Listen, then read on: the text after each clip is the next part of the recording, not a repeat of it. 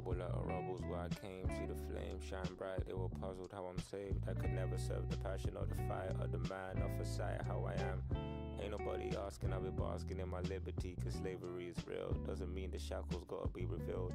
Fighting with my pen, that's the closest thing to steal. And they what they wanna steal. There's value in the word, gotta figure out the real. Been juggling and wrestling thoughts in my mind. The influence was heavy, or the thoughts even mine. Label still persuading like I'm needing a dime. Like my people ain't be dying over gold in the mines. It's funny, right? I'm still numb to the trauma. I couldn't tell if my joy was out of love or what would haunt me when I needed me a hug. That's the realest. Yeah, that's the closest thing to feeling. Yeah, it's the only thing revealing. Trying to get me closer to the Lord, cause maybe he can open up some doors while these words get to show you all my flaws. It's poetry and pain, blessing in the change, pictures I could paint.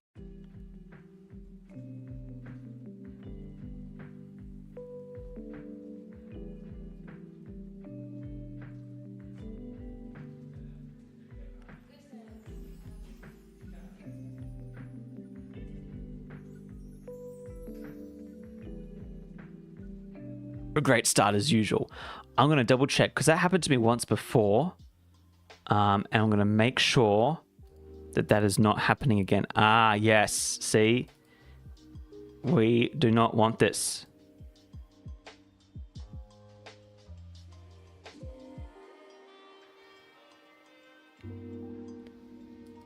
Okay, sorry. There's a setting in OBS. And I don't know if it's a plugin that I've installed previously that just does not want to go away, but it stops the stream every 5 minutes. Hello, everyone. Hello. Let me do this again because apparently I wasn't doing this right. So, starting from the top, welcome everyone to the stream. Today we are going to be doing some pitching, game pitches. They're not going to be very professional. They're going to be more of kind of bouncing around ideas, and you give me your opinion on them, whether or not you think they are worth pursuing, or whether you think they're a cool idea, but maybe not right now. And to get you guys more involved, I actually did a short the other day asking you to send in submissions. So if you haven't already and you want to, go to the short. At the end, you'll see my email, which is contact@nathanronan.com. That's the easiest way for me to manage those pitches. I've had other people comment in the sections of the videos, some of them being at the Shadowversity video, which I'm like, okay, this is not relevant to what I was just talking about, as well as on Twitter, which I'm like, okay, my notifications for Twitter are off, so I'm not going to see that if I check. So if you would like to have your game pitch read out, definitely email me, and I'll be able to see it. Unfortunately, I came home about, I want to say an hour ago, had some food, talked to the wife, did the other things, so I haven't had time to actually collate them into the presentation that I have. But hopefully I can find them all and we can read them out. So with housekeeping, if I didn't already with the stream because it cut off, I'm going to keep my eye on that stream button to make sure it does not stop. So I want to say hello to chat. Hello, Yuri. Hello, Petrus. Hello, God of Moxie. Hello, Muazio. Hello, Luna. Hello, Dan. Hello, Bottlecap. Hello, Stephen. Hello, Dan again. And Kieran. And Irham. And I'm sorry, I'm scrolling down more. Amir. Hello. Marakio. Yusuf, I'm sorry if I'm butchering these names. Archangel Lord, hello, welcome. Monkey Jugs, Logan. Sorry, I don't know why I said Monkey Jugs first. That goes back a long way. Hello, everyone. Oh, so many people. Holy crap, this has been incredible. Most times I've streamed to like 3 people and maybe 5 overall the stream, but there's so many of you. I'm really honestly. Hello, Tyrant. Can't forget you, can I? But I'm generally blown away by the reception I had to the Shadowversity video. This has been a hectic 2 weeks, and it's been incredible. Actually, I've got a funny story to tell you guys before we start with the game pitching, because I did something I don't want anyone to know, but you know what? It's too interesting of a story, and I know Tyrant will like this knowledge as well because it's YouTube backhand stuff. That's just good to know, and hopefully you guys don't take advantage of this, because I feel like if too many people ask for this, then they will stop doing it. But I did a dum-dum. So the other day when I was figuring out what to do with the stream, I realized I want to do the pitching, and I thought, what's the best way to get out the information really quickly that isn't a community post? And I thought, okay, we'll do a short, do a really quick one, record it, subtitle it, do that sort of stuff.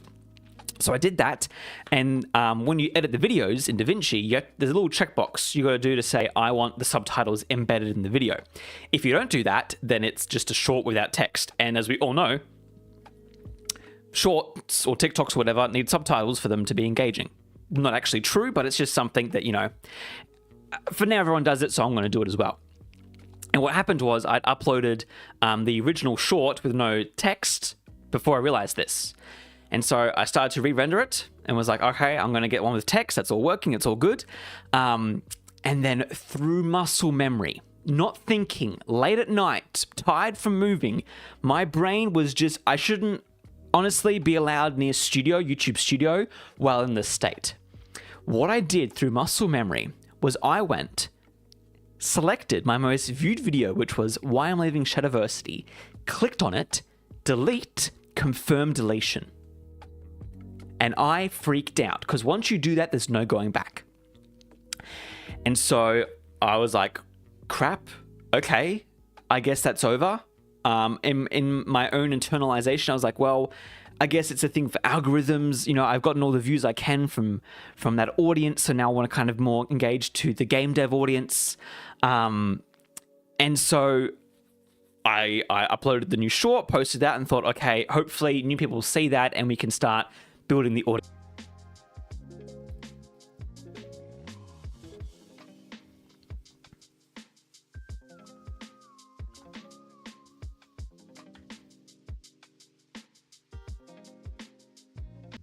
Do not worry, I think I fixed it, everyone. I'm back. Whoa. That bloody plugin, I'm going to destroy it after this stream. It keeps disengaging. I hate it. Anyways, where were we in the story? I was with chat, YouTube chat, saying, okay, made a really big boo-boo. I know the terms of service says once it's deleted, it's gone forever. But in my head, I'm like, I know it's not, because when Last Tech Tips lost their account, you brought everything back. So I know you all have that video in the server with the numbers and everything. The moment that I deleted it, you've got that all still. And so I'm asking them very politely, hey, can you please recover this video? They ask for the ID. I don't have it. I give them the title name. I sign a chat contract, basically. And they said, all right, all good. The video's back. And so there is a period of time where there is no video. But obviously no one knows that because I'm telling you this now. But very, very interesting. I think I'm going to go to Studio and see if you can just have a look at this, because I love doing YouTube stuff, and I think this is really interesting. Analytics is something that I love. I love this stuff. And I know Tyrant, who's watching, is probably really curious to see this. But, okay, I'm going to hopefully do this correctly and go to, hopefully I don't share anything I shouldn't. Here, okay. So here is the video analytics. And this big gap where there's no views is when I deleted it. I deleted it at around 11. It wasn't midnight yet. But as you can see, between 12 and 1, there was 1 view. Interesting. And between 6 and 7 a.m., when the video no longer exists, there were still 2 views. How? Were people watching it somehow on their browser and they hadn't refreshed it? Does YouTube allow that? For some reason, I still managed to get 3 views when the video no longer existed. And I thought that was so interesting. So interesting. I was like, I need to tell people this. But I was too embarrassed to tell people that I deleted my video by accident and then YouTube recovered it for me. But that was an experience. And now I'm never, ever. I've learned, okay, because those 8 hours between going to sleep and waking up were nightmarish. I was like, oh my gosh, I've done the biggest, stupidest thing to the start of my YouTube career. And I'm not going to make it. I thought I had failed because I was like, okay. It's like Mr. Beast deleting his first million view video. It's the manual review, Tyrant says. It was just, it was an experience. And yeah, very, very interesting to look at. Sorry, I haven't been looking at chat as much. We're back. Yeah. The reviewers. I have Ghost fans, Big Oof. But yeah. Anyways, the video's back. It's now reached over 100k, which is amazing. I've never had that before in my own video. Don't expect it for other videos, but for now, we're just taking with what we got. So, shall we get into the game pitches, or are there any other questions or, I guess, things that people just have? I think I could do it in the other chat, sorry. I'm going to open a Q&A for people to ask questions. And this can be at the end of the stream.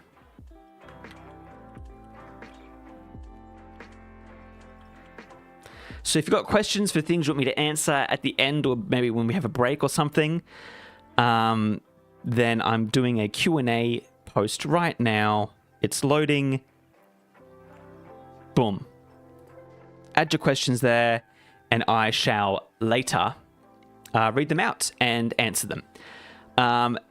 If we are ready to get started with my game pitches, then give a little thumbs up or a W, or maybe not an F in chat or an L, because that's not necessarily good. But let me know. Are we ready for the game pitches, or do we want to keep chatting? Also, how is the music? Is it too loud? Is it ducking properly? I don't know what settings I've changed in OBS, so I have to go back and review this to see if I'm happy with the quality. But yeah, we've got a few thumbs up. So I'm guessing we are going to get underway with this.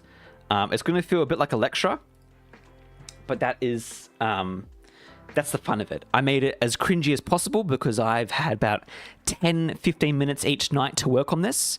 And so, yeah. Let me just get this up so we can, because it's going to go here, and then it's going to, I want to swap. I'm going to quickly Alt-Tab so that you are here in OBS.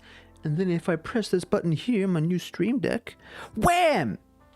Welcome, everyone, to Judging My Game Ideas. Thank you for having me tonight, Sharks. I hope that I can convince you with at least one of these ideas in the future. I'm making a YouTube series as well as publishing it to the public to make a game. Finally, actually have a product out there. So, you can't hear the music at all? You know what? That's perfectly fine. I don't think we even need music for this one. Okay, so judging my game ideas, voted by chat. So just to get started with everything, what to expect? I have 7 game concepts that I'm willing to work on starting from basically tomorrow. And I would produce live streams and potentially videos and shorts based around this game idea until release. There's one more I want to share with you all. Isn't one that I would do right now because it's a bit more meaty, but I do want to get your opinions on it because I think it's a fun idea. At the end of every game pitch, we're going to have a vote with a W or an L if you think it's a good idea or a bad idea, and just give a few of your reasons why I might not like it. After all the game pitches, we'll have chat. All those who've sent in game pitches will have their pitches presented after that. And then we'll have some final votes at the end on what you all like.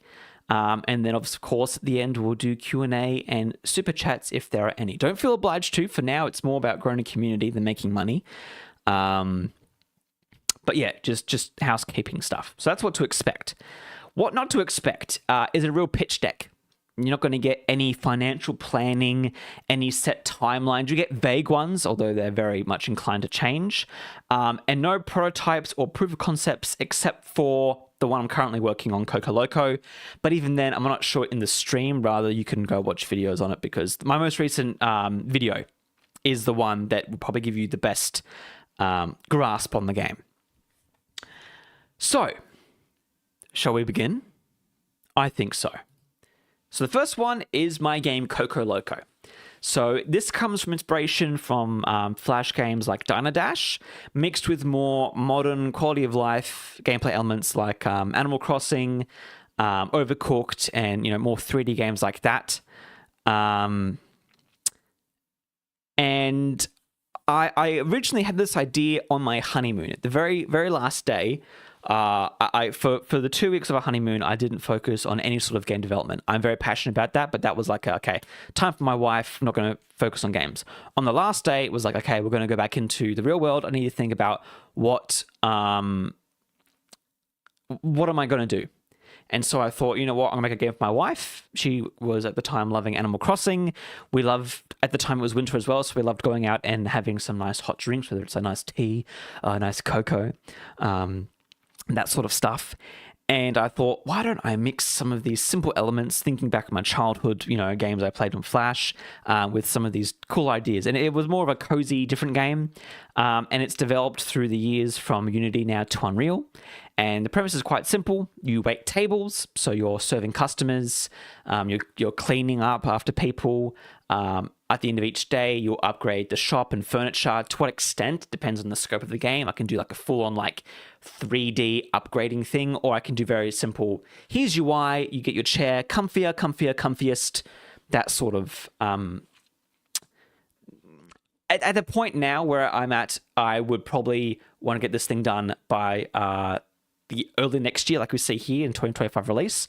So it would probably be doing a lot more simple stuff in terms of gameplay and upgrades and that sort of stuff, with a strong emphasis on cutscenes between levels as like a reward for the player, and to kind of show a cute, wholesome, cozy game. Because cozy games right now are all the rage, and they're mostly farming games. I've been seeing more restaurant ones, and there's one that was very similar to Coco Loco I saw the other day, and I was like, got to get onto this before there's even more of them. But yeah, as chat's saying, it's like Plate Up, Supermarket Simulator, in that same premise, but top-down, cutesy type thing. That is the current game project. Now, I'd like to see either L's or W's in chat as to whether or not you think I should push and finish the game, or drop it for now and work on something that you think you would be more interested in than watching, me make a cozy Coco game. So now is the time, chat. Send in your opinions and your requests.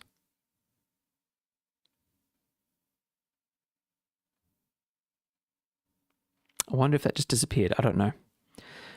If you probably saw my screen or something. So we've got quite a few W's. And of course, you're right. We want to hear the other pitches first. Barista the game, exactly. To give you all a bit of, your appetite a bit in terms of the story, it would be about this character, her name's Zoe, and you start off the game with her losing her job, flunking out of school, and breaking up with her boyfriend. And you're basically, it reminds me of, the days of COVID when people were just stuck and life sucked and it was terrible. And then this owner of the shop, some way or another, I'm still trying to figure out the connections there, would give her the job of barista. And then through the game and the story, you learn about community, you learn about supporting each other, and you kind of have little stories of wholesome goodness. So yeah, Johnny, you're right. You need to stand out with personality. That's one thing I'd really try to emphasize. And the one thing that would probably hold this game back is the art style. I'd need to have a very distinct and very clearly visible different art style to everyone else. Not in terms of being not cozy, but being very distinct. That's the Coco Loco art style. So that's something I'd actually need to really work on, I think, to have its very unique voice, along with obviously, yeah. So I people chat saying you're literally me, like poor Zoe. It's something that you can relate to. And then the owner of the shop is going to get sick, and you're going to have some very sad moments. And just when you think everything's safe, then everything's pulled out from under you. I'm not going to give away too many spoilers because the story is not set in stone, so I could change my mind completely about everything. But I'm sorry for peeking the microphone. I apologize. That's where I'm kind of going with the story. So obviously this has had lots of things fleshed out in it because I've been working on it for like 3 years now. So I guess it's time to go on to the next project. The next one is a pixel art RPG. It would be a linear adventure story with really focused on juicy melee combat. So I'm thinking things kind of like with Terraria, where like just hitting things feels good. I'd be more in the perspective of Stardew Valley, but I would have more combat and scary things like Terraria. And there's a recent game I saw at PAX Oz last year, or was it the year before, called Spiritwell. Beautiful game. It reads nostalgia perfectly. If you guys haven't checked it out, really wishlist it on Steam. They had a Kickstarter. I'm not sure if that's still on. But it's just a different genre. I'd have to learn a different game engine. I want to learn Game Maker. But yeah, and so it would be a stronger focus on story and music. Because it's 2D, there's more potential for multi-platform, so it'd be running on lower systems as well as on Switch. Because I haven't had much thought in it, there'd be room for iteration, and I'd want to release it by the end of next year. But already Yuri and Gahan have given it L's. And I'm just reading chat. And yeah, so that, focus on music and stuff, that's always really good, I think. But I'm a little bit uncertain because I'd have to learn pixel art, which isn't impossible, but it is a time investment, as well as the vision for the game isn't as clear right now, and I don't know how I would do it. I'd be starting from scratch, basically, and really wrapping my head around trying to get a pixel art game, which is popular, but again, you have to stick out from the crowd for it to be unique. But I would probably have more of a focus on, there was a game I played growing up on the DS called Lock's Quest, and it was a like towered events game with really heavy RPG like dialogue, but you fought clockworks. It was more of a steampunk aesthetic, and that's something that I like. I like the idea of just bashing up robots that aren't futuristic but more steampunk. But yeah. Kieran's just going on with the L's. Okay, we'll move on from this idea. Maybe I'll visit it back in the future, or maybe do it for a game jam. I think that'd be like a fun experimental thing to do. Yeah, and I know pixel art games have kind of come and gone, but I still see, there was this one I saw on Steam the other day. I wonder if I can bring it up. Oh, you see my Steam page. Okay, I don't like that. I mean, there's nothing there to hide, but Tyrant knows that streaming is terrifying. Where the heck is my wish list? There we go. Going down to Chef RPG. This is a game that I saw, and man, the pixel art for this game looks... Like, I look at this and I go, oh, I want to make that. But then make them clockwork robots and you fight them and, go save your home village or whatever. I think it's just from the era I grew up in, and I look at this and I'm like, oh yes, Hobo Hotel, and like that. It just looks cool. It just looks cool. That's mainly it. And I saw it and I was like, is there potential here? But chat's already telling me.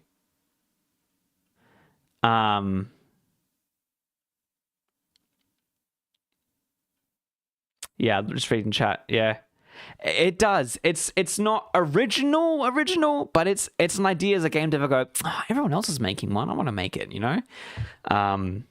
like superhero genres for movies. Everyone wants to make one. Only a few of them are actually good though. So should we move on?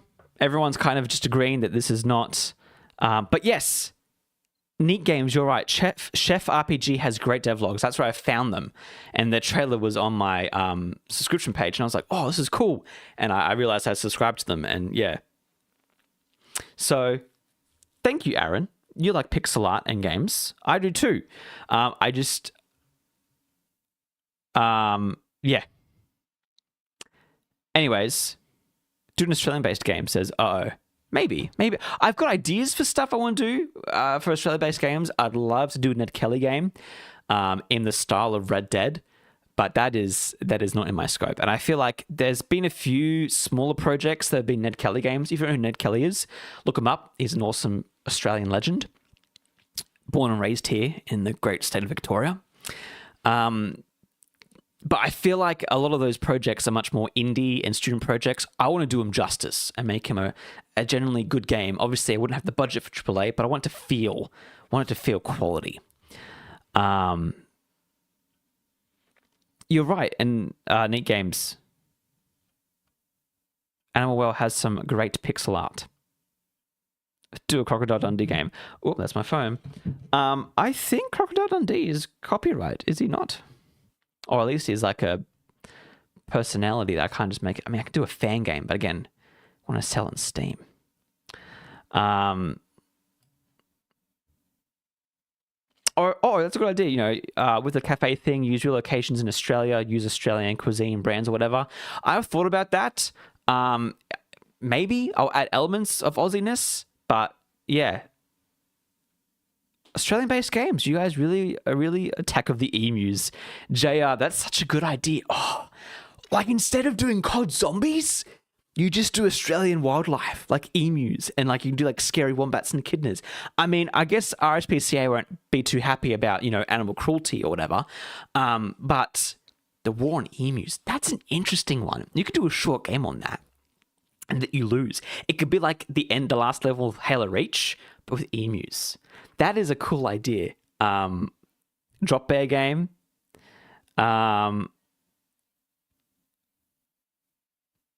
But yeah. City Builder set in the outback. I mean, the game would be unrealistic because it means you're actually building cities in Australia and expanding, unlike what they're doing here, which they're trying to, but, you know, construction sucks. But that's, you know, we're not going to get into that. Emu Farm. Oh, beautiful. Man, it's just coming through with ideas. And Aaron Hansen said, I've been mulling over the idea of doing a pixel art mystery game. Again, there is a market for pixel art games. It's just standing out from the crowd and making sure that, I don't know, it's a good game. It's really hard to stand out. And you know what? If you're just making the game for the sake of making the game, I think go for your ideas that you want to make. You know, if it's like people writing books. Some people want to become authors. Others just want to have a book on the shelf that they've written themselves. It's the same with games. Some people want to make a life out of it. Others just want that one game that no one else is going to make. It's going to be theirs. Then yeah, go ahead, make that game. Anyways, shall we continue on to the next idea, chat?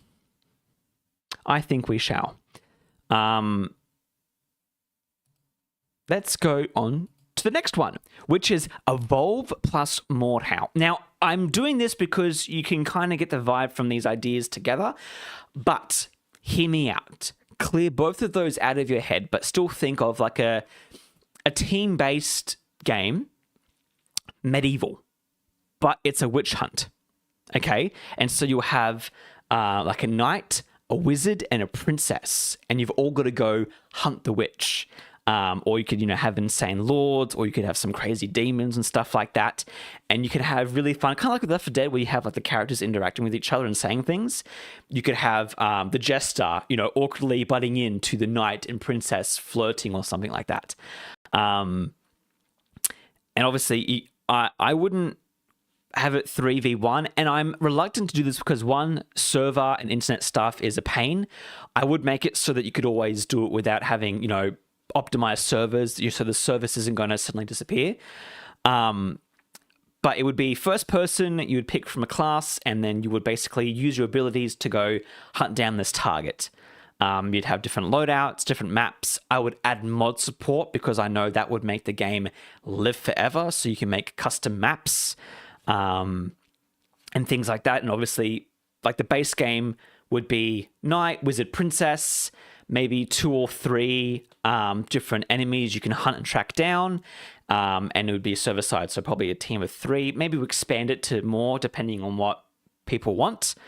And then it basically be 12 months of development on the project, and then going into early access and developing the game for another maybe 6 to 12 months until we're happy with the state of it.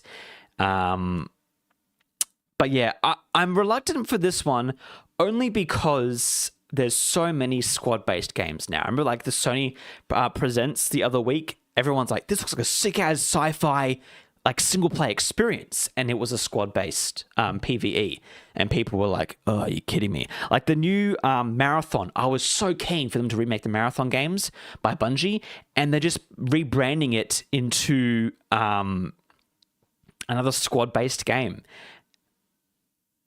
Oh, hey, notifications are kind of working, which is good to see. Thank you for those who are subscribing and super chatting. Stephen, I will get to your super chat a bit later at the end if that's okay with you. If not, just shout out in chat and say, hey, read my super chat right now. But yeah, Rice, the princess activates the knight simp buff. Exactly. Like you can have different, I think like it's a really fun idea to have these different abilities and obviously different classes. So there's a potential to do stuff here.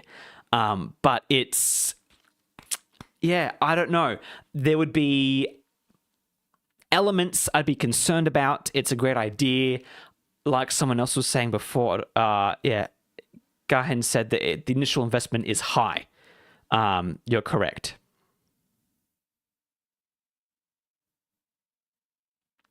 Yeah, and Maurizio says D&D, but instead of weaklings trying to escape, it's the witch who has to survive the four adventurers. Exactly. I could even have it so that like on special events, you're just all like peasants and you all hunt down as a witch hunt or something like that. Like random, like there's so many fun ideas you can have with that. Obviously, you got to put them into action and actually make them fun. But that's all stuff that, you know, I've been mulling over. I'm like, this would be a good game idea. And I think it's something that you, yeah, Petrus, exactly. Dead by Daylight, but you can actually fight back properly.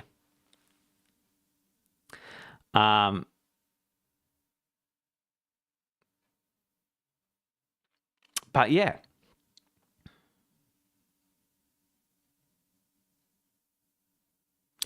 Iram says, if it's like Left 4 Dead, it's great, but Evolve, I don't know, bros. It's more the mechanic of 3 people going against a enemy player. So you're all basically in the same squad, or like you get in the same Discord chat, and then like the last person is the person you're hunting. Obviously, you can make it so you can matchmake and whatever. But these are kind of all ideas I've had of like just the idea of you're going on a witch hunt with your friends, and they're all very medieval, charismatic, you know, characters. So, and like I said, you know, the peasants hunting the witch, like that'd be so funny. Or it can be like a king who's been like a mad king, and then all the peasants or like people of the castle have risen up against him because the tax was too high, you know? You can really play into it. Tobias Patrick, thank you. Are these subscriptions or are they becoming members? I honestly can't tell. Please tell me. Oh, I needed more time to set up. But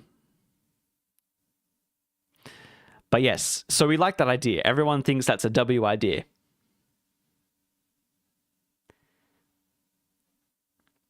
Peasant swarm, yeah, horde mode. Oh, I love that idea. The king's just swinging a sword around, all the peasants with pitchforks, super low health, but there's so many of you. That's a good idea. All right. So what are our thoughts on this game?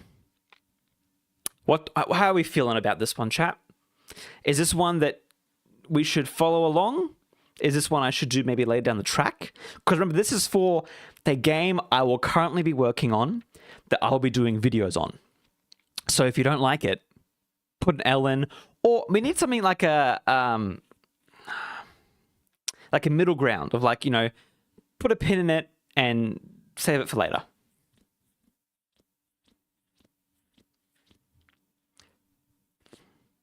Thank you, High Flyer. So most of them are L's. L for later, L for me, W. You know, I might need to quickly do a poll.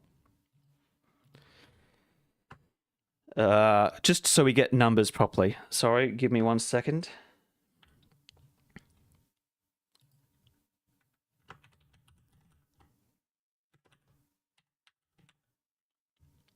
And oh, I spelled evolve wrong.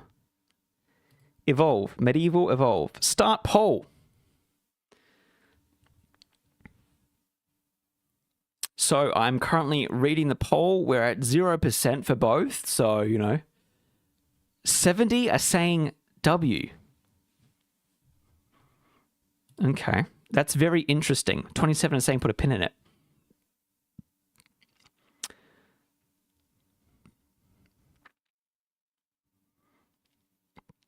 So most of you, okay, I'm going to leave that up for a little bit longer, but so far, majority are W. So that's an idea that we're all open to, which is good.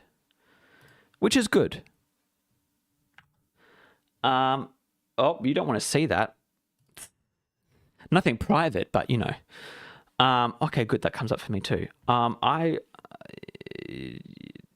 have to vote for it? I guess I do. Or I can't read the chat otherwise. Can I hide it? Close poll.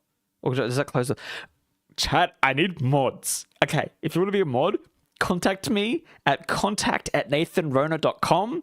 Tell me your experience, your availability, because man, if you saw my screens right now, there's too much going on. I need some of you to help me with these polls. But yeah, okay, I'll let that go through while this one. So okay, we're ending poll now. Majority have said 65% said to go with it, 34% said not to.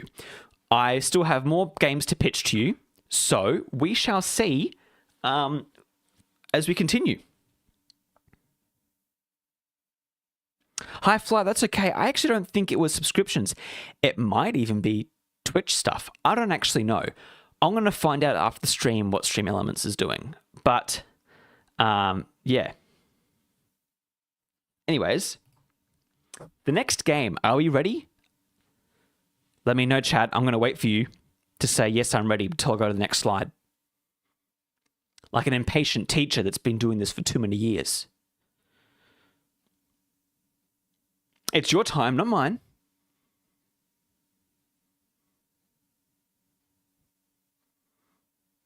Okay. 3 of you said yes, so we'll continue. The next one. Bloody zombie survival, mate. You thought you were safe. No. We're going to scope. No, I'm not going to scope too much. I have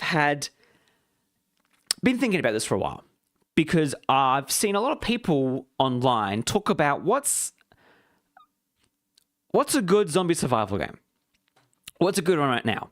Because for quite a while, we had survival games come out like every couple of months that were early access, that were buggy, that were broken or whatever.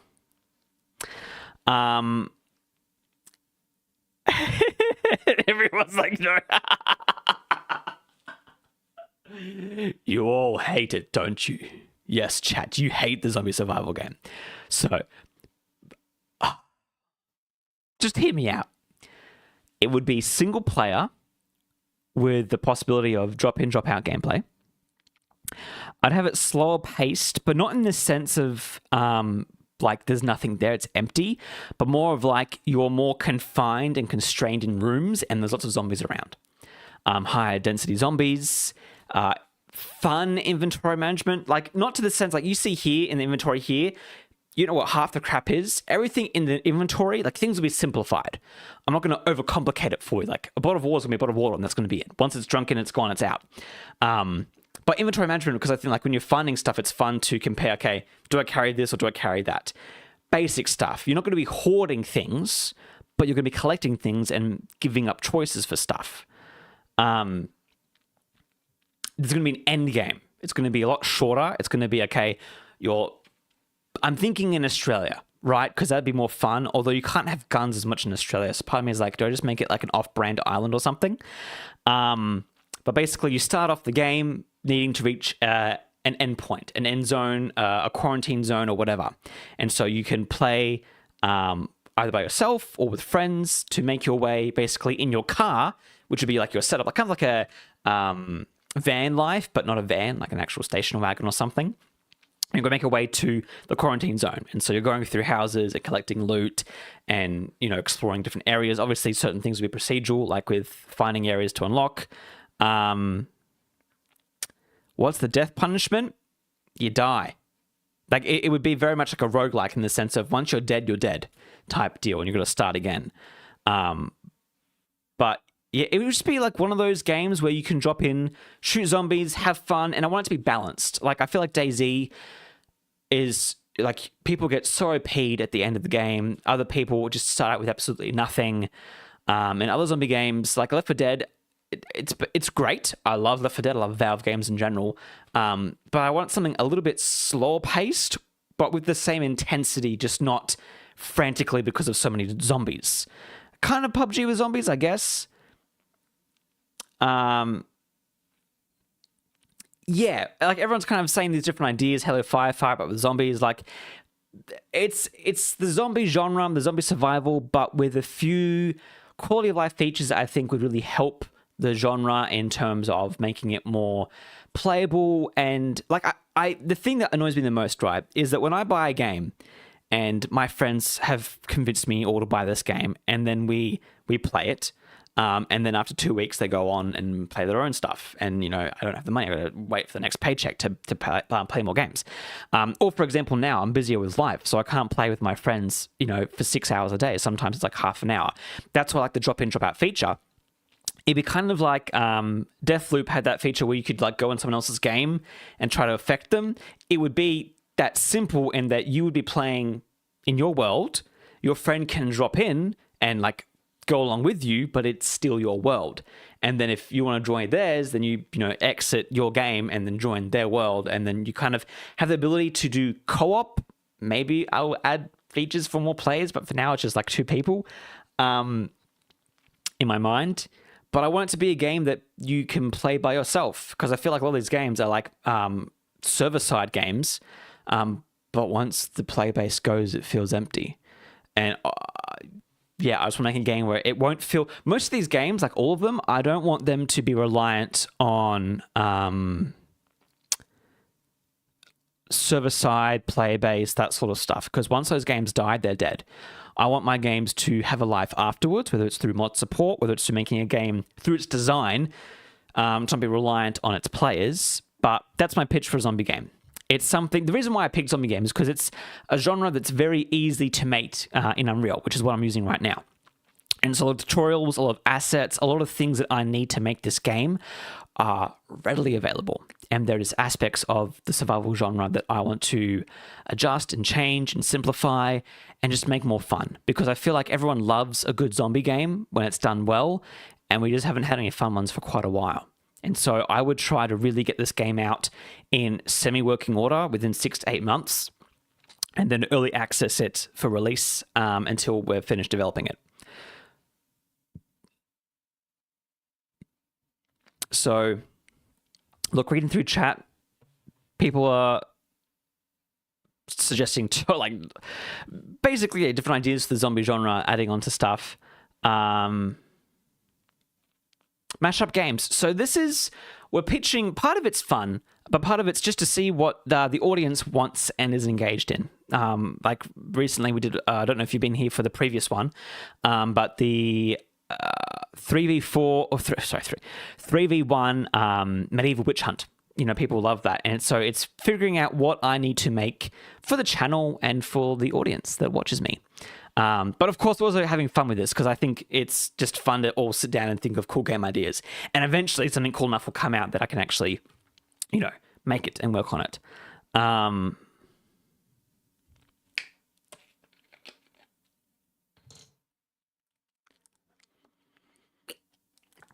Dan, you said the cafe ones, you can see yourself playing more often. That's good to hear. Okay, I'm going to do a poll. While I'm here, I'm going to just quickly close that because we don't need that. Start a poll.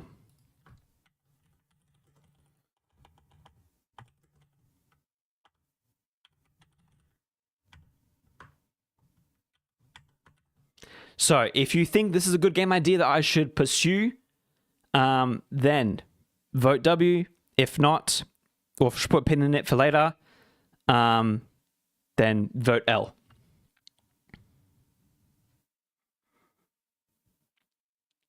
This is just to engage in the initial reaction. At the end, I will do, wow, you all really don't want me to do this game.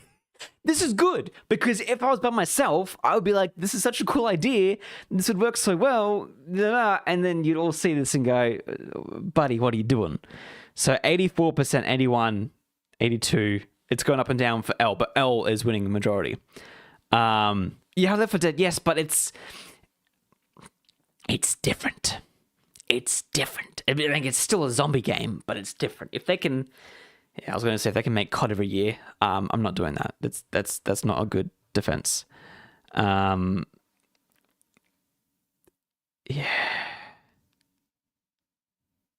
Oh, sorry.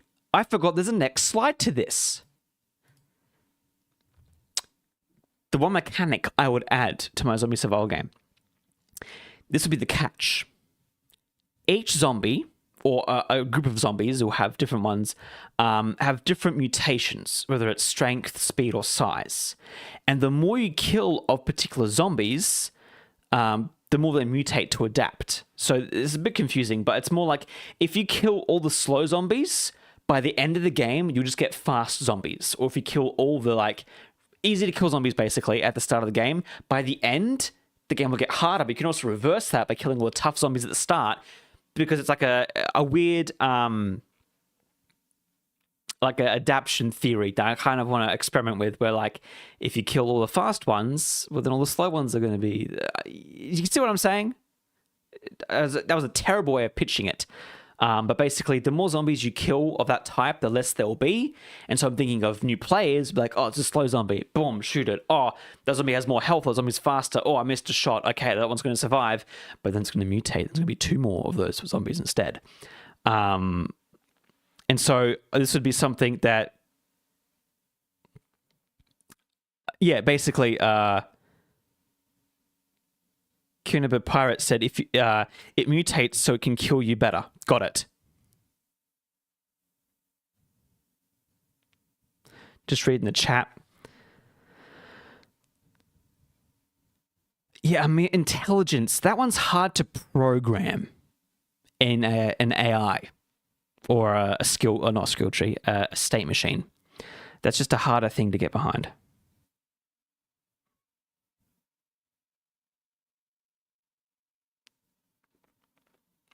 And Robert says, I feel like zombie survival would be interesting if there's less staring at an inventory screen and breaking down items into their items to make another item. Less craftation, more moment to moment. Yeah, I would have it more that you have base weapons like a pistol, a rifle, a knife, and you're in scavenging, finding ammunition and food and resources. And it's less inventory management and crafting and more just trying to make your way to the next day. So I'll probably have it that you sleep in your car overnight, and then during the day you can go out and scavenge. You can choose whether or not you want to do that. But the main part of the game would be just trying to survive. And so it would be less focused on building bases and crafting items and doing this and that. There'd be elements of upgrading things. But yeah, it would be a lot more focused within the world. I want it to be those moments where you go into a house and you see a zombie in a corner of the room and you go, okay, I'm going to go upstairs and, scavenge around. And then you come back and there's 6 zombies downstairs instead. And you've got no ammunition. Elements like that where it feels more survival zombie than it feels like just a crafting inventory management game. So I agree. That's, yeah. But everyone's saying an L. So we're going to move on from that idea for now until I become a big giant corporate studio and make that game myself. The next one. Who knows what liminal spaces are? It's been a trend I've been slightly addicted with. There's one game that came out recently and I can't even realize, because I looked at the reviews for it on Steam and I was like, a few people don't get this game, but a lot of people do. A lot of people do. And so obviously many of us know the Backrooms, the horror game. There's one that came out called Pools or Water Pools or something like that. Basically a walking sim, but it experiments with liminal spaces, which are basically, in its original definition, is transitional spaces. So spaces like hallways, stairs, alleyways. You see here the arcade. Was originally, transitioning from one room to another, which is the back rooms, transitioning from the front of a store to the back of a car park or whatever. But it's more now transitioned into places that invoke nostalgia, eeriness, creepiness, and they're usually places that feel deserted and empty, but also very like they invoke a human emotion of uneasiness, and people like it. I personally kind of dig it, depending on the spaces.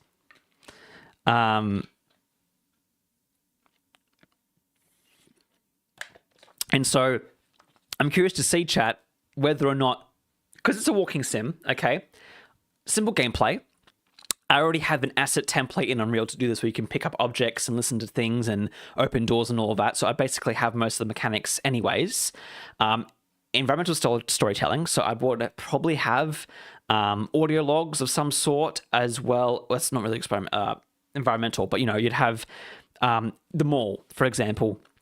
You'd have areas where, like, there's a hole in the wall, and then you look and there's like rats that have stored all these things. Or, you know, you'd find bloodstains, and you'd follow bloodstains, you know, through different stores and realize that there was a serial killer. Like, you don't actually confront anything. There isn't anything chasing you. You don't get any jump scares, but there are elements and eeriness within the environment that tell of past experiences. Oh. And so that's a fun horror template for me, because it's not necessarily scary. I tried making... Sorry, I peeked the microphone again. I tried making a horror game a little while ago, and I couldn't do it. The jump scares just get me too much. I can't play test my games when the jump scare me like that. I'm awful at that because I don't play them very often. But it's something where I'd focus on a very particular space. I'm really leaning into malls, but also do like castle ruins or just something like that. Obviously, to, you know, the audience who loves medieval stuff, I would cater to your needs. And it's something that I would work on basically for the rest of the year, and then launch it by Christmas, hopefully, or whenever the next good date is to be pitching this. And so I'm going to end this poll and start a new one.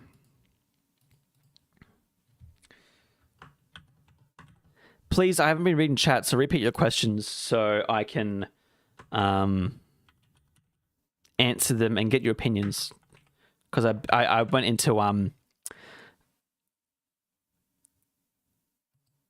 into investor mode and just try to pitch you the idea. Let's see what you all say. Very curious to see. Okay, 62. Wow, this is a lot more divided of a W. See, this is the one that I think I would actually finish the quickest and easiest. The hardest part will be the environmental storytelling, but I've already got a lot of the other stuff. I did an experiment for like a webcam style square camera system that's already set up. So a lot of it's just finding out the story and making the environment, and that's something I could finish by the end of the year and have as a sellable game on Steam. 62, 65. So a lot of you are kind of like 50-50 on it.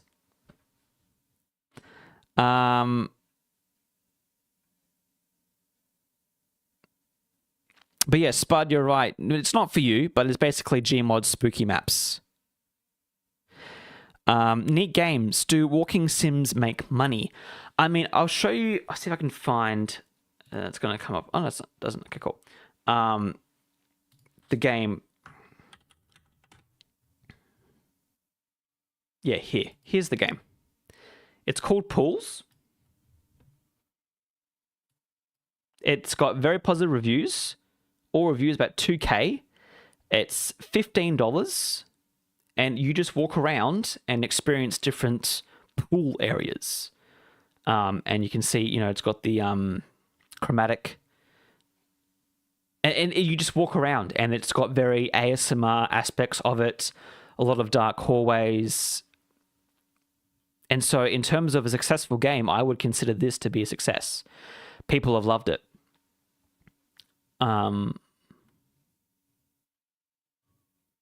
You know, it really shows some eeriness and weirdness. And I think it's just liminal spaces is something that people have kind of gotten on the trend now. People love looking at the sort of stuff. It's creepy.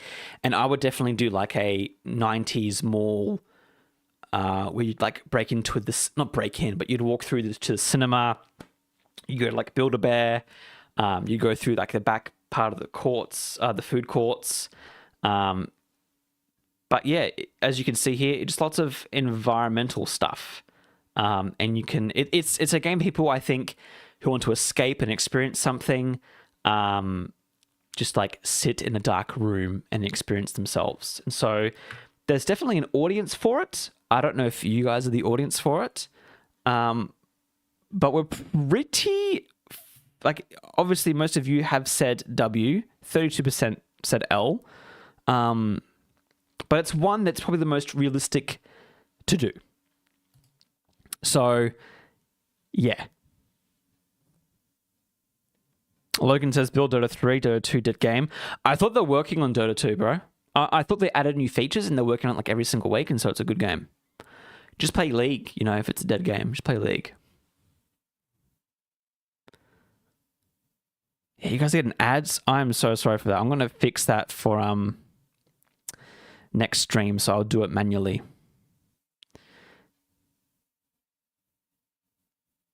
But yeah, people have liked that game, so I think there's a market for it.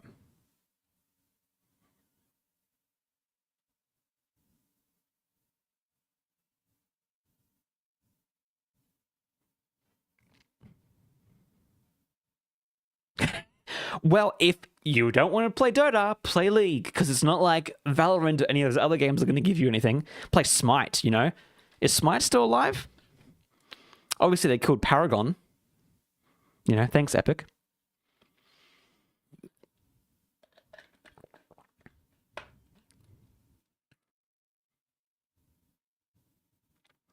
Player One asked, how do you make it distinct from the other games in the genre? I would add more realistic environmental storytelling. So having it in the mall, I would have more elements of showing that people are here, and maybe even people who are still here. You know, like voices in the next room or something. I would add elements like I think, I'm trying to think which game it is. I think it's Arkham City. Or is it Arkham Knight? When there's levels where you're playing and talking and conversing with Joker, and you turn around and the level's changed what it was. So I'd do some like psychological stuff with that as well.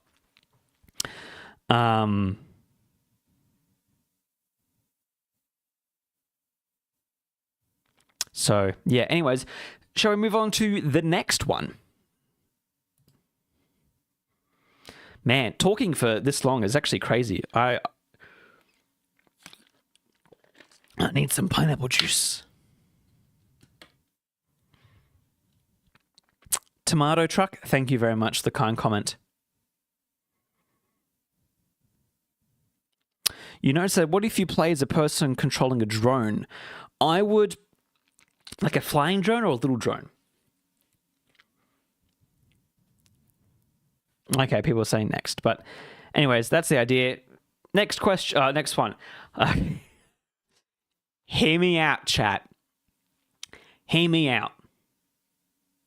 When was the last time you played a first-person game with physics puzzles? We get plenty of shooters, okay? But I think the most recent one that I'm looking forward to, because we're not getting any more Dishonored. They haven't announced any of those. Have they? Have they announced Dishonored 3? Half-Life, obviously not getting any. Bioshock, off the table. Judy, by the creator of the Bioshock series, is releasing soon. But let's just see what... Oh, everyone's saying W, do it. Okay, W. Okay, this is good. Okay, I was scared you guys were going to do the same thing you did with the Zombie Survival. But physics puzzles, so very much like that one of the first levels in Half-Life where you put the bricks on the seesaw to make it move so you can traverse the level. I would add fun mechanics, sort of like gravity or just powers in general, like in Bioshock. I would focus more on audio logs just because animating characters and companions is really hard work and I can't do that yet within the budget. I've been obsessed with the Combine and dystopian alien invasions, and Valve isn't giving it to me. No one else seems to be paying attention to it, so I'm just going to make it myself, basically. And the story, as short as this would be, I would be willing to collab with a writer, perhaps yourself, to help write the audio logs and figure out the main arcs of the story for this game. Yeah. It wouldn't be Half-Life 3, because whatever that game's going to be is going to be very different.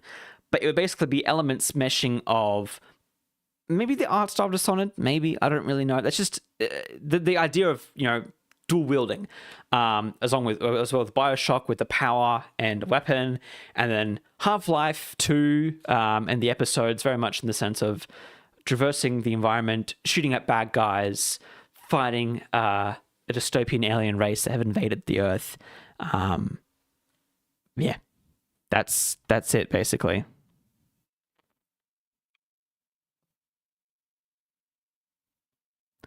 So let's see what you all say.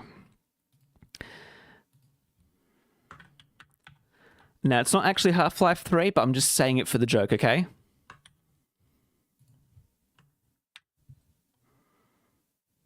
So I'm starting the poll, waiting for chat to respond.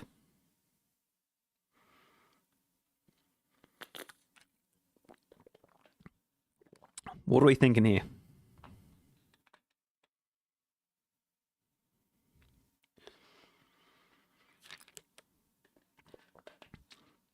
Highflyer says, I'll voice a British kid for you. I'd appreciate that. Spud says, I'm starving for these kind of games. Yuri said, okay, so you're good at level design. I don't have anything to prove that, but I do know methods of it, which is playtesting. I just realized there's a little thing here that says ads are going to play for people. I'm going to skip that. You guys are going to get an ad in a minute, and that would have been too much. So I skipped that for you. You're welcome.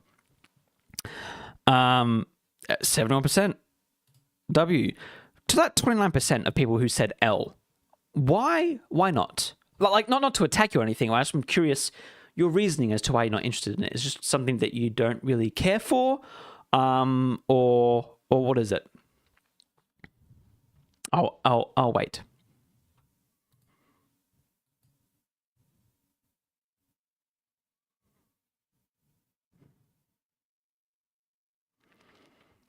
Yeah, Yusuf, it's like, I would probably... Did I write it in there? I don't think I did. I would first find a writer. Actually, no, sorry. First, get the base mechanics down. That being shooting, enemy AI, and basic physics working.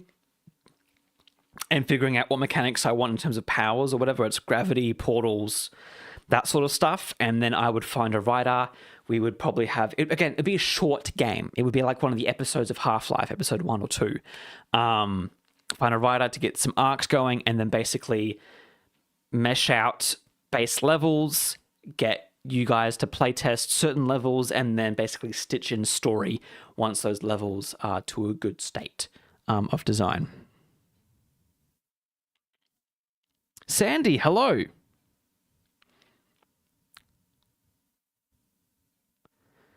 Yes, we can skip the ads, but it's a tiny little box in the corner.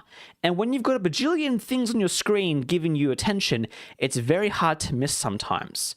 I think you can also, there's setting for ads where you can have it automatically and have it manually. I think I did it automatically, but as you've probably all seen while watching this, they're running too frequently, so... You know, it said something movement focused like with Mirror's Edge. That's another one. Parkour. Player 1. So short like Portal 1. Maybe. Maybe.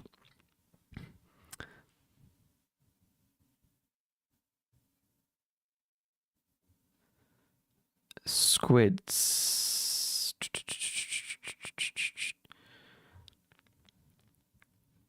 I mean, can you repeat that concept that you think is cool? I missed it. Oh, Script, I see you. I've got to try if I learn how to do maps to get good at level design. This is true. This is true. A liminal FPS sounds really cool. My only issue with that is that I feel like FPS might take away... I mean, I guess if we really focus on elements where it's like, this is a combat area, this is a liminal space area, that could work. And being a dystopian alien place, you can have some really cool liminal areas. You're right.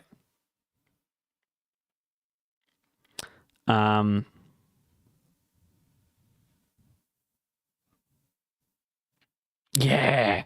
Spud. Spud said, I always glaze this series, but some lore story in a similar vein to Bungie's Marathon trilogy would be so dope. 100% agree. 100% agree. I love the Marathon series. Mostly because when I had a Mac, it was the only game that would run on a Mac.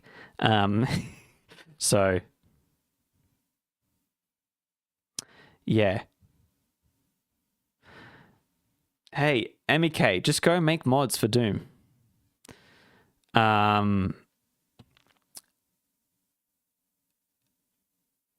But we're saying hell yes to, just so I can make a note of it. Anyways, so you all like the idea of me making another Half-Life. Fantastic. We'll end the poll. Are we ready for the next one? Honestly, I've forgotten how many we've gone through now. I don't know how many I've got left.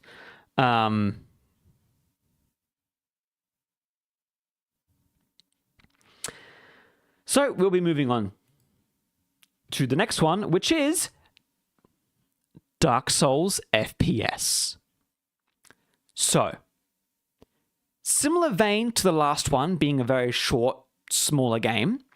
Handcrafted, so it'd be a single map with secret areas and Easter eggs. I'd focus on major bosses that you can battle. Similar drop-in, drop-out co-op to some of the previous Souls games. RPG light leveling. Okay, I know some of you are really big, hardcore... how do I put? Sorry, I just had it's late. I'm tired. A really hardcore RPG players, I would have much lighter leveling system. So just simple strength, health, agility. Not so much focusing on a lot of the other stuff, but just or really what I do is like, you know, when you level up, you'd be able to hold like 2 melee weapons, or you'd be able to jump higher, or, you know, giving you more abilities. Because my other thought is, if I wanted to do this, maybe it's when you defeat a boss or an enemy, like mobs, you'll get XP. But maybe if you fight a boss, then you'll get different abilities like dual wielding, faster agility. And so, for example, that might be layers of bosses, kind of like with God of War, I guess, is my thought I'm thinking of it. But you'd have different bosses that have different abilities, and by you defeating them, you get that ability, which helps you then defeat other bosses. And so you'd have smaller range of weapons. I would focus primarily on, you know, long swords, great swords. You know, I'd have all the proper swording stuff, hopefully.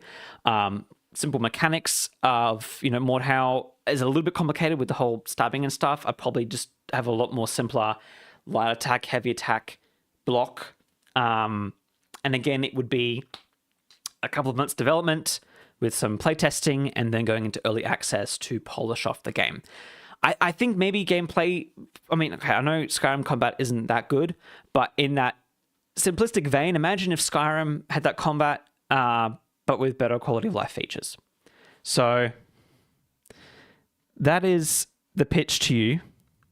Again, and a lot of the stuff here would be changed and developed based on player feedback. So if you guys don't like a boss because it's too hard or too easy, you want more of this or that, if it's in scope, then I would do it.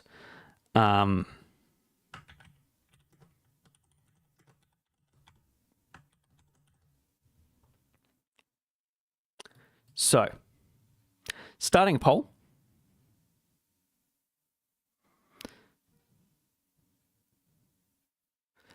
Petrus, yeah, kind of like Vermintide melee.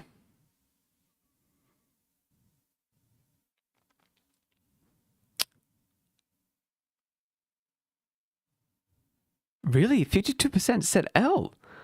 Oh, whoa, this is even 50-50 more than Half-Life. Wow, this is what I thought have you guys sold on. You are shocking me, blowing me away with this. This is insane. I thought you'd dig this idea. Like Dark Souls simplified a bit for people like me who don't have as much time to invest into it. And also, you know, it takes them it takes them a very long time to get those games finished out the door and as good as they are, which I wouldn't have the ability to. So I have to make the scope down a bit. But we are split 50-50.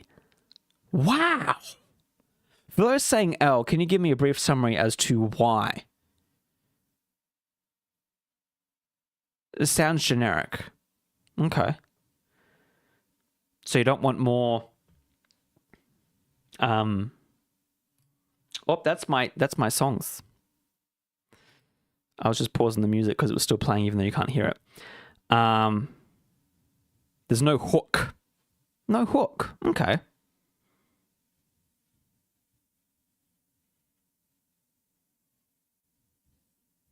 Okay. Yeah, checking so it's like a dumpster diving series. Okay. Got to pitch the world.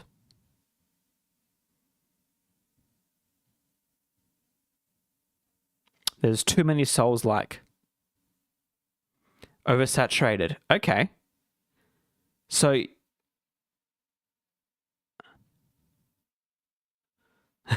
Dan says, not my kind of game, and when I hang out with my friends and they are playing Dark Souls, I am bored to death.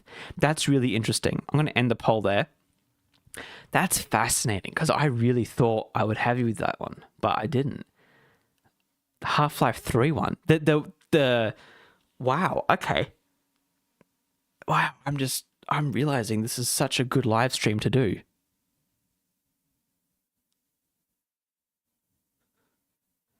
And Johnny says there's just no setting to draw them in, which is fair. It's something I'd probably need to get someone to help me on. Interesting. Okay. Oversaturated.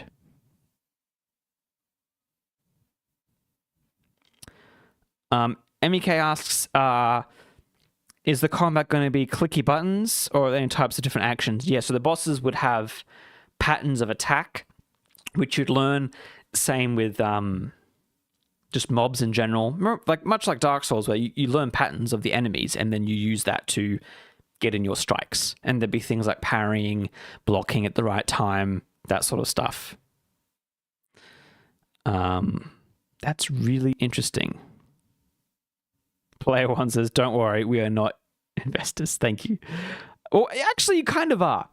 You kind of are. You actually are the investors here. That's why I'm doing the live stream. And I thought it'd be a fun idea because it's like pitching to my investors. So, is there any more? No, there is not. Now it's time for chat to pitch game ideas. So, I'm going to quickly go over to OBS here. And we're going to go to the main cam. Hello, everyone. Welcome back to Big Nathan. And we are going to read through some of the pitches I've received. I'm going to read them on my phone because that's where it's easier to get them. And I've got chat here to keep me company. Isn't that nice?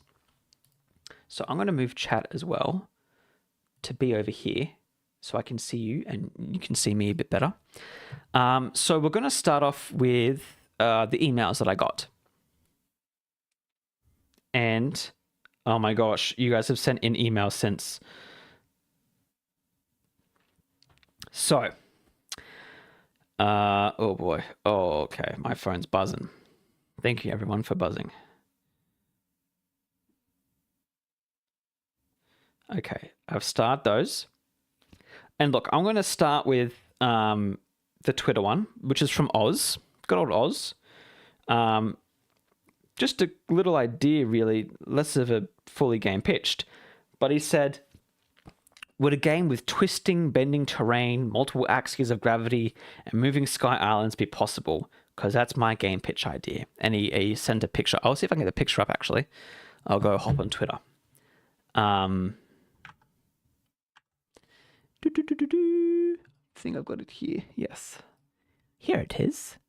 Now, if I do this one. Ta-da! Oh, there's chat. Hello, chat. Now you're seeing what I'm seeing. And this is his concept art for it. So my response to this is, it's possible. It's more figuring out gameplay loops. So technologically, it is very possible to do now, especially in Unreal. They've gotten more gravity things. Moving platforms, like rotating axes of stuff, I would have to really play test the performance of that. And there might be some very hefty technical issues that you need to resolve. But it's possible. It's a cool idea. I think different gameplay ideas of whether you're attacking enemies, whether there's collecting of resources, what is the player doing, and what's their objective would actually help sell the game more. But I like the world concept. That's a cool idea. So that was from Oz. Good old Oz. Thank you, Oz. And then we are going back to the emails. So this one is called Russian Game Pitch, and it's by Tyler. Greetings, Tyler. He says, good afternoon. My game idea is relatively simple. Gambling is prevalent throughout Russian literature, or just 19th century classic literature in general. I'd love to see a game revolving around 19th century gambling in a Nintendo Game Boy style, playing games like Durok, Faro, Roulette, etc., but with the ability to also walk around and talk with NPCs or do side quests centered around 19th century retreats, with an ability often gambled. The Gambler by Frodo Dvorsky is one of my favorite books, and it's sort of I'm sorry, there's a bit of English grammar here. Sparked this idea, but keep it simple with old school Nintendo-esque gameplay. What do you think of that? Like a Nintendo Game Boy style gambling game?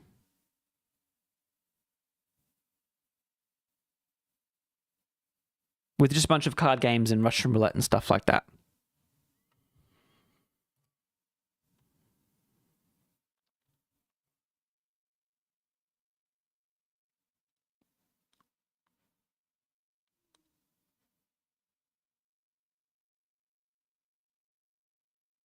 I like the idea of recreating, older lost video games, and obviously doing the style where it's more simple, and even walking around. Like if you're in a, like he says, there is walk around retreats with an ability often gambled. Like that's a cool world building element. I've got a hair sticking up right there. There we go. So yeah, no, I think it's a cool concept. I personally wouldn't do it because I don't want to promote gambling as much, and as well, I don't know. It's something that I'm curious. Maybe for a game jam I would do, but I need to learn the games, the rules, do the math for stuff, but it's a cool concept. I like the idea. And Tyler or Sava, I'm not sure because there's different names connected to this email. If you want to, I would say make it. It sounds like a really cool game, especially if you lean into that Russian 19th century era. I think that'd be very unique and different. But thank you for the submission. Next one is from KK. So he says, hi, this is Agent KK from YouTube. My game idea is for guys or kids who have sneaker collections. So that's like the target audience. Every level you play is for a new pair of sneakers. The sneakers you win get added to your sneaker wall display. Every pair of sneakers has special features. Some make you jump high or run fast, etc. And you can pick up any pair of sneakers out of your collection to wear each level to play. Again, I think this is a really good target audience, especially when you have people who have particular interests, like with sneakers. I think it's just more figuring out what the actual gameplay is. Like obviously you're collecting sneakers, but what is the active part of the game? Yeah, that's basically my feedback on that. You've got to figure out what the actual game part is. Obviously, they say, you can jump higher and run faster, but it'd be really funny if it was like a Need for Speed with pink slips and you race, do like a street race with your sneakers and then you collect other sneakers. But yeah, basically just sneaker simulator. The next one is from Marzio. Hi there, Nathan. Hello. So, think of a mix between Cyborg Justice, a beat-em-up side-scroller with robots made of custom parts that can dismantle each other, Horizon Zero Dawn, robots with so many parts to disassemble, Metal Slug, a scrapyard, ships, planes, and giant tanks duct tape assembled into giant bosses, and Dark Souls, because, yeah, involved combat is great. Players assemble their robot and fight enemies. not by reducing a single health bar, but by hitting the right parts to loosen them and then rip them out. I like that idea. The robot also suffers this, and instead of med kits, it has to take out parts from enemies to fit them in. So we're rather consistently walking with new parts, which lends to the game to be much more of an action than RPG. So there's not much place for inventory management, crafting, and stats. It ends up being more of a roguelike, really, as you can assemble your favorite robot if you happen to find the right enemies, of which there would be some of the smaller ones, but then there should be a focus on mini bosses that have compatible body parts for you to take. So it continues on saying that boss battles would be these big dances of avoiding fire, extremely better if it's synced to a soundtrack. That's very true. While methodically ripping the rocket launchers and buzz saws from a boss to use them against itself. That'd be cool. Like you have a giant boss and you like chop off its arm and then attach the giant arm to your small body and then beat up the boss with its own arm. Yeah, stop hitting yourself. Stop hitting yourself. I think that's a fun idea.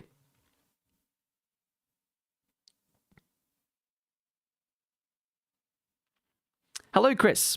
So yeah, the idea of not having health bars, but rather having parts you collect and then that takes care of your body, I think is a cool idea. So Maurizio, thank you for that game pitch. Next one is from someone called Nathan. Nathan, this is, we share the same name and that's really special. And he says, Nathan, I've had an idea for a game for a while now, but I'm not sure if people would actually like it. So chat, let us know if you'll like it. The basic mechanics of the game would be a survival game where you have crash landed on an alien planet where you're woken from hypersleep. You know nothing about this planet and have lost almost all your supplies. Each new game would have different creatures, or if they are the same, they would at least have different temperaments, more or less territorial and hostile. There would be different resources on each planet, poisonous plants and such. So the game would be different each time and would require you to experiment each time. The end goal would be to repair your ship or survive until help arrives. So kind of like a much more scaled down No Man's Sky with more survival elements. And chat thinks both L's and W's. What's the time? Oh, 11. Okay. Whew. Been doing this for a while. No wonder my voice is hurting. Okay, we've got 3 more emails. I'm going to read them. Sorry for those who've sent messages in comment sections and such. If you want them read out, maybe we'll do more of this in each stream. If that's something that chat, give me thumbs up. Everyone, thumbs up if you think this idea is fun and you want to do it each stream. Of reading others' game pitches. Oh, my phone just is going everywhere. Yeah,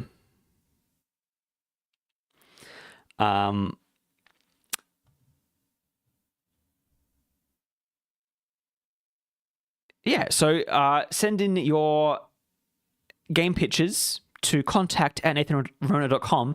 It would also be really fun and a lot more enjoyable for me if you sent in videos, even of yourself presenting like this. Just make sure the audio is good of your game pitches, because it would make me not have to read out as much. As you can tell, I need pineapple juice. But lots of thumbs up. So keep sending them in. I have 3 more left, or 2 more, because oh, okay. See, Maurizio sent in another idea. Figuring that out. Anyways. Wow, so many thumbs up. So many of you are watching. Thank you all for coming in and saying hello. This is actually amazing to me. Like, I've been doing YouTube for a very long time, and it's only been now that so many of you have come and supported me, and I actually genuinely appreciate that. It's a dream come true to be doing this on a Friday night and have so many of you just chill here and watch me. It blows me away, and I do not take it for granted. So thank you for being here. Let's go with these last 2 game pitches. I will put the email in chat. Okay.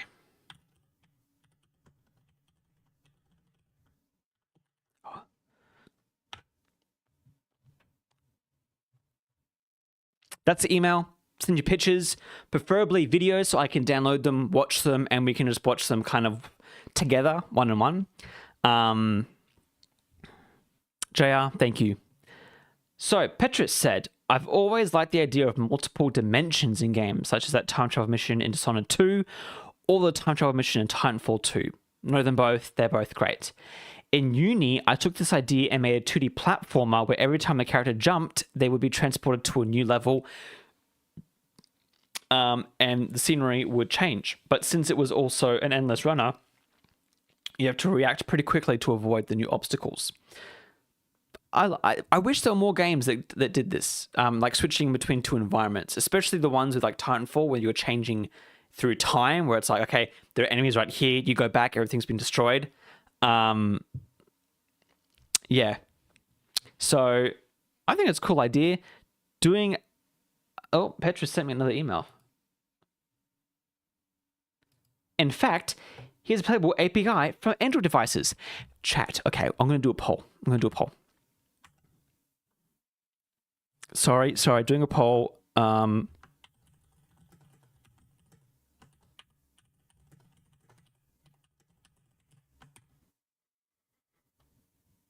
would need to do some setup to figure out how the heck to stream this. But Petrus has sent me an APK, an Android version of the game. Do you want me to play it next stream? Is that something that I should... Now, I hope that's not just Petrus saying, and 12% have said no. It'd be fun just to try it out, just to see what it's like, I think. But Marzio had sent through one more.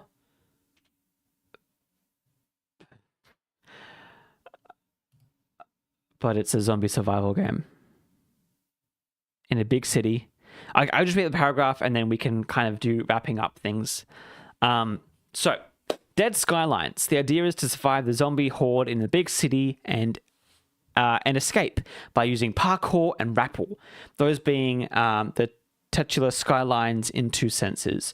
You set up the rappel lines to go from one building to the next, and the game gets harder as you progress further and further from the city's center. The less tall buildings there are, so zombies that you see, you need less time to get on top. That's interesting. So you start off like a skyscraper, and then you get shorter and shorter, going further down, being close to the zombies. There'd be no present path. Let players decide which buildings they want to use for their escape route. Originally, I was like, nah, parkour zombie game. But that's an interesting concept of you start out in a very tall skyscraper and you kind of make your way down and you got to find your own path. Got to build a massive map, unfortunately. But that's still a very interesting idea. What do we think of that, chat? 85 said yes to playing Petrus's game. So I guess I've got to figure out a way to do that.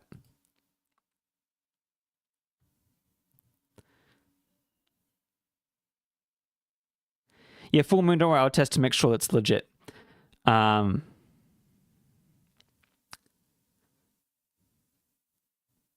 did I miss another ad?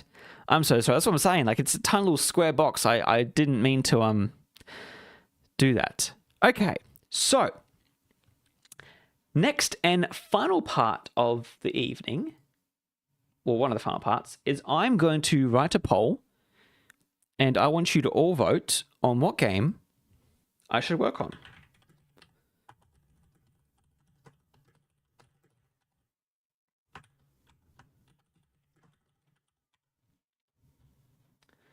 So, let me go through my list here. We've got Coco Loco. I'm going to skip the ones that have L's, so that being the Dark Souls one and the Pixel RPG.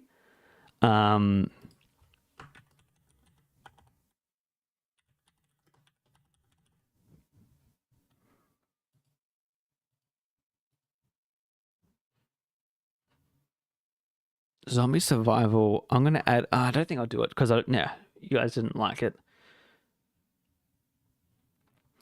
And then I'll do...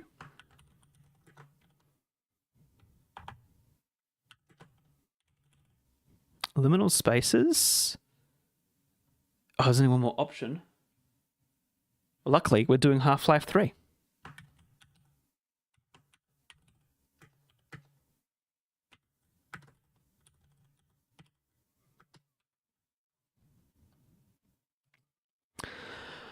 All right, the poll is now up. I'm going to quickly go into the Q&A and see if we have any questions. Okay, I'm going to move this. I really don't want to because you don't want that screen monitored. But questions. Let's see if there's any appropriate ones. Dan, I've already kind of talked about the cafe management game.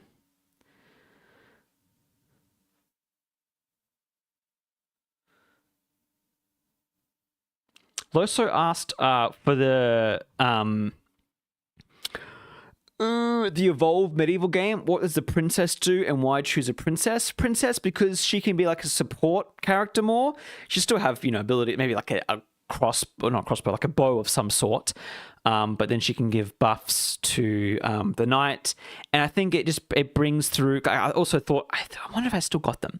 I generated some quippy lines from like who would have between the jester, the knight, and the princess. And I think that was a really fun dynamic to have all three of them. So there's the knight who's very much like a, I'm loyal, I'm honorable. The jester's very opposite of that, very funny and quirky and upbeat. And the princess is like an in-between of them. And so having three of them kind of interact like that, I think was a fun idea. Player one said, Project Zomboid is awesome. Yeah. Chris Wolf asked, how do you feel about dinosaur games? I love dinosaur games. I remember one of the first VR games I played was a dinosaur game. Like it was you would shoot dinosaurs, like Lara Croft style. My only issue is that modeling dinosaurs are really difficult. I'm not a fanatic for dinosaurs, so I can't really look at their how would I say, like their anatomy and properly do it. So I've also got a section now for super chats. And one was from Stephen Van Woke, who said, I would like to see a pixel art game where the player runs a coffee shop with an explorable neighborhood overworld like Stardew Valley. The art style can also be flat shaded polygons with a basic color palette. Thank you very much for the super chat. I think we're kind of discussing now what I'm going to do. Coco Loco looks to be winning anyways. And I'll see what's going to come in second. Hopefully it's Liminal Spaces. I haven't checked yet. But for games like that, there's heaps out there. Like I said, Chef RPG has very much those elements, but it's more than just coffee and drinks. It's like actual chef stuff. And there's like elements of Cooking Mama too. So I was like, oh, gotta buy that and play that. So if you want a game like that, go pick up Chef RPG. Early access, I haven't played it, but so far it looks to be quite good.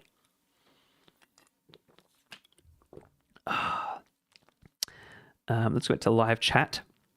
See what you're all saying. It's crazy. As soon as I start to wrap up stream, the viewers just drop off. I can't tell if it's the time zone thing or whether it's just because I said, finishing up now, and you all just bounced out. Lost Stone Grey asked, did I get your email? Probably. Let me double check for you.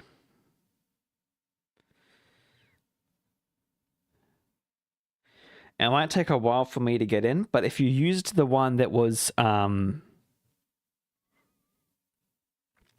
linked, and if you go to the short as well, you see it at the end, you can copy that as well.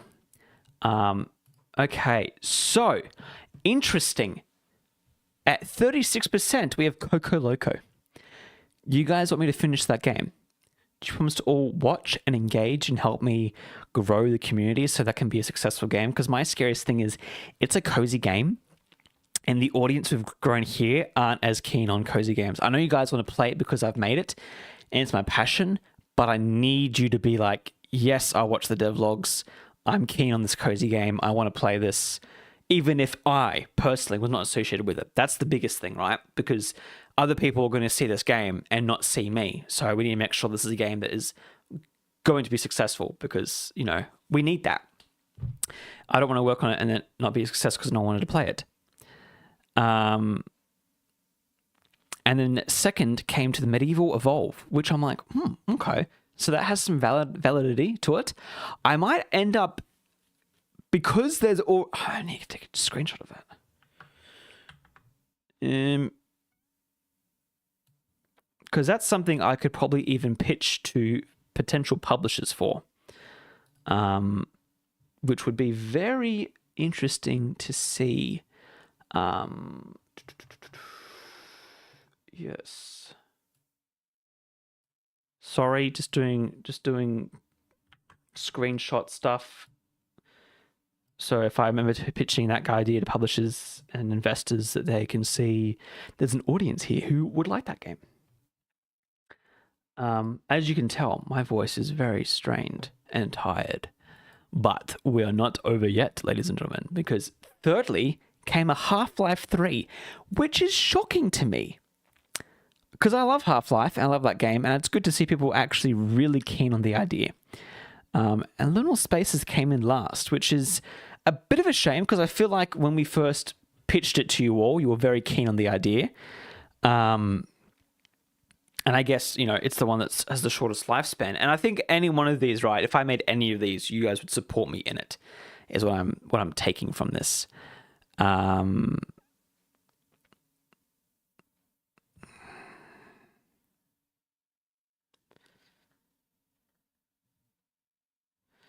Yeah, that's odd, Dan. Maybe. Yeah, check the chat. Maybe I'll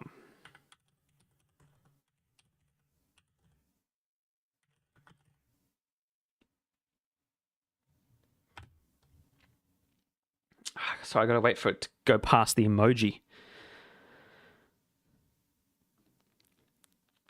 But yeah, okay. So you all are saying I should do Coco Loco.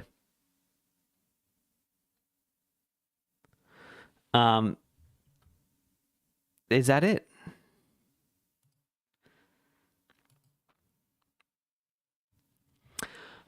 So, this was a really fun stream. I actually generally enjoyed it. I think in the next live stream, we'll be doing more game development. I'm not sure when it will be. I'm still moving, and hopefully to be all done next week. But as well, I'm in between things like jobs and stuff. So depending on my schedule, I'll let you all know. Please do continue to chat on the Discord and to engage in the shorts and the videos. All that stuff helps me out so much. But yeah, honestly, we had the highest amount of views was 73 people were watching the stream. Holy crap. My previous streams, the top was like 5. So this is crazy. So honestly, guys, thank you so much for joining in. As the streams continue on, things will change and develop.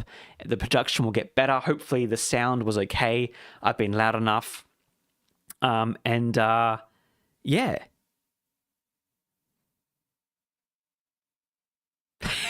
Yuri says, did you want us to get save you from Coco Loco? You wanted to get out of a development free pass.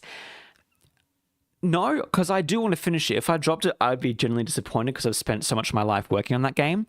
It was more just concern of the YouTube audience that I have coming from, a more medieval background. I was concerned that a cozy game like that wouldn't go well with you guys. But if that's something that you're going to watch, which I can tell in a few weeks' time when I do live streams about Coco Loco, if you guys aren't watching it, then I know that you guys aren't engaged and that you're lying to me. And you can't gaslight me like that. And so, yeah.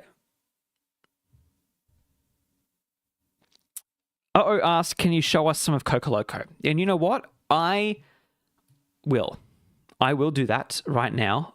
Let me close PowerPoint, because apparently when PowerPoint and Unreal are open together, that they destroy your machine. I've been told that when I do, when I go to Unreal panels, all the panelists always say that.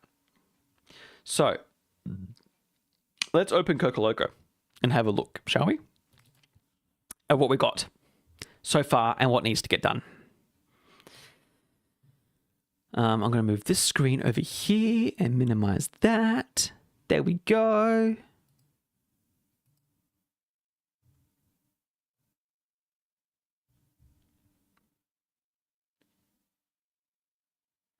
Could I finish Coco Loco by Xmas? Maybe. I mean, here's the realism. Okay, realistically, I would like to have a playable demo by October. That's when we in Melbourne have our Game Developers Conference called GCAP, and that's where I would find people to either pitch it to or get feedback from people. Oh man, I have so many things open. Oh, that's right, because I was working on the player. I'll show you. Ta-da! This is Unreal, everyone. I've recently been working on getting the character. Don't be concerned by her not having a face, okay? I'm not up to that bit yet. Don't freak out. I'm working on it. But I was working on her different animations. So this is an idol. She's floating in the air. Don't question it. I'm still working on it. It's the character we have right now. So I'm working on animations for Zoe, getting the rig working and stuff. But if we play the game, so this is the little space we have. The green part is the nav mesh where NPCs can walk and do stuff. And it's very... I think it's Control G. Is that... No, it's Alt G. No. Oh, well. We'll just play the game and you can see it. Yeah, how about that?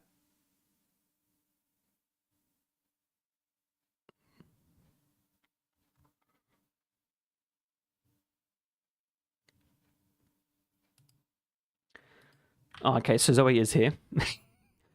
She's not floating. The shadow's just not properly balanced. So I was in the middle. She looks so slow. I do not like this character. Okay, just so you know, I was halfway through developing this when I had to move. So everything looks jank is because it's not finished. But as of right now, Zoe can walk around, which is good. Has no face. That's okay. And the NPCs currently sit in the chair. You know, we'll fix that as well. And this NPC is stuck on the corner here. That'll be fixed when we do actual proper game models and not just primitive shapes. But when you go up to them, they have little bubbles with points there. And then a drink comes up. And then the drink comes here. And it should be in Zoe's hand, but I haven't placed that pivot point. It's now instead in her pelvic region. And then you put it on the table. They drink. And you clear it. And that's that. And if I move my OBS, actually, you'll see. Ooh, whoa, man, you get dizzy doing that. Here in the corner, you've got the time. So it's 1 p.m. and you've made $20 and you need to make 100. And for some reason, the NPCs aren't going, but I think it's because this guy's stuck here. So that's all stuff that if I play again, maybe it'll... Let's see if it fixes itself. Again, this is just little stuff where it's like, oh, got to fix things. It's not in a very presentable state right now. Because I was working on... And I was also working on... I don't know if you can really tell. She's walking normally, and then when I hold shift, she has a little chew, chew, chew. And I want to add like a little puff of like sprint behind her. Yeah, they're getting stuck there again. Okay, that's something I need to fix. But the base game is... Again, I'm seeing more bugs now that I play it. You get the drinks, you give them the drinks. We've got to add partners, so more than one person can go to the table. You would collect... What I want to add in terms of mechanics is that instead of just making things disappear, you'd pick it up, and you can pick up multiple maybe through upgrades, and then you'd need to go to the sink and do like a overcooked wash it, and then you would need to go to the table and shine it, like how you do in Animal Crossing. So, yeah, that's basically... the game so far, and that has been worked on. So I worked in Unity for about 2 years on it, and a lot of it was doing back-end, figuring out tools and stuff. And then last October, I switched to Unreal and built the game up from October, November, December. In about 4 months, I got to where I am now, and then now it's mostly been working on... I upgraded to a newer version of Unreal, so I had to fix a few things having with the nav mesh. I've changed textures. I've been working on the character skeleton and the textures. And so things have been progressing quite well. And obviously with the move, I have not touched anything for ages. So if I had, you know, more time to work on things, then it'd be further along. But for now, this is where I'm at. Yeah. And so the next few things I want to do, I've got other scenes too, that basic, just, you know, transitional scenes.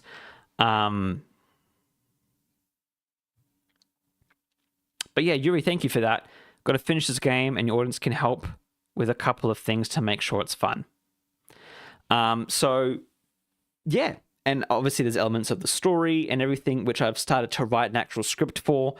But yeah, it's getting those base mechanics down, polishing the things like the character controller and NPCs, things that when I present it to investors or people who play the game, they're not kind of going, oh, this is really half-baked. Just those little things that really help ingrain the vision of what I want. Yes. Isabel makes a good point in saying the spawn point feels like it should be behind the counter. The other thing to add is that there's going to be a barista behind the counter making the drinks for you, who's the owner of the shop. And so maybe you can start behind the counter with them, and then you go around and help. That's a good point. I will look into that. But at the same time, they'll be there making the drinks as well. So there'll be extra NPCs to make the world feel more playable. Jodot asks if it's multiplayer. For now, it is a single player only experience. I'm thinking, again, this is long term. If I was to release it, I'd probably do some free DLC where you have like an endless mode, and I would add like a co-op or something to that. And if I was to make a sequel, I would definitely add multiplayer and make it so that you can make the drinks as well. I had that in the early development process of this, early prototypes, but it was just too complicated for the game. Like, it just scoped it up way too much for me. Where just having an AI that kind of makes the drinks and you deal with just waiting the tables is something I felt more in scope for this game, at least. So, yeah.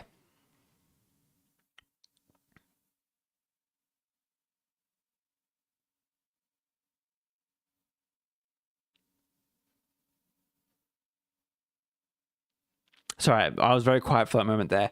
Just reading chat. Oh, I mean, that's another good one. Or perhaps it could be behind the entrance, show animation of the main character flipping the open sign. That's another good idea. You guys have such good ideas. For now, we're going to get the base mechanics working and making sure everything's polished to a certain extent. But then, yeah, little things like that at the end that really just make the world more coherent, I'm definitely going to add. Oh my gosh, Full Moon. Maybe a 1v1 versus mode for the best service score wins. That's a really clever idea for free DLC I might do. Like, I don't want to say, oh, DLC is a bad word, but like a free update. Where you can 1v1. Uh-oh asks, so being brutally real, what is unique about your game? It's the story. It's going to be dealing with some very heavy elements, and it's a game that's going to be very personal to me in terms of things that I've experienced and seen in my life. And so, although the mechanics might not be entirely unique, that's on purpose, because it needs to be something that people can digest, and especially for people who don't play games as much, or play gamer games. Like, this game is made primarily for my wife, and I want her to have a good time playing it, enjoying more of the experience of serving people and cute emojis and faces. But the real hook is going to be in the story and the things that players learn in the cutscenes and the backstory to certain characters, and the moral of the story. Like, I feel like a lot of games, like, I think of games I've played, like the first Plants vs. Zombies, Portal 2, you know, when those games finish, you feel very empty at the end, because I mean, with Plants vs. Zombies, it was more just funny there's a song at the end, but for Portal 2, I feel like there were a lot of elements in it that made you think about, like, science and reality, and you had connections to things as simple as, like, a cube. The hook of this game isn't going to be so much the mechanics. It's going to be something that people look at and go, oh, I like that because I like X game as well. But the thing I want people to walk away from is the story and the moral of the story, which is going to be rely on your community and the friends around you, because they need your support as much as you need theirs. That's what I hope to get out of Coco Loco. Yeah.